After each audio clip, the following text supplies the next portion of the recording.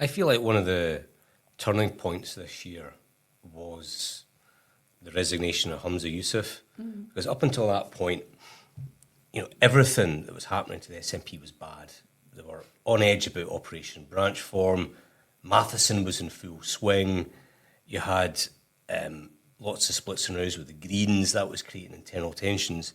And when Humza resigns, although it probably felt like another terrible moment for the SNP at the time, I just feel like that has helped them move on. They now lead a minority government with a better leader who has steadied the ship. He's focusing on... Better leader? Yeah, I think Swinney... In what sense? Well, I just feel like Humza was never suited to leadership. I think if you look at his... But why?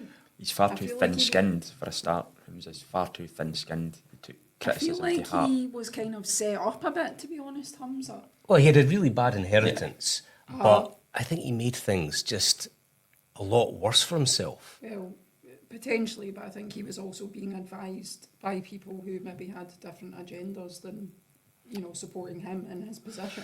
Yeah, but then, advice is one thing. You don't have to take the advice. If you compare, like, Humza's budget to John Swinney's budget, Humza makes a big song and dance about how he's committed to child poverty and reducing it. He comes in, has the council tax freeze, cuts the affordable housing budget.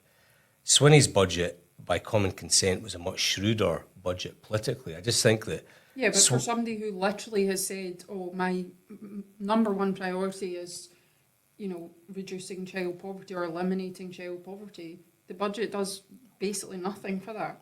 No, I would accept that, but I think the affordable housing cuts, reversing those, that's definitely a step in the right direction. The winter fuel payments, giving £100 to millionaires is not a great move, but folk on 12, 13 grand are going to get that payment as well.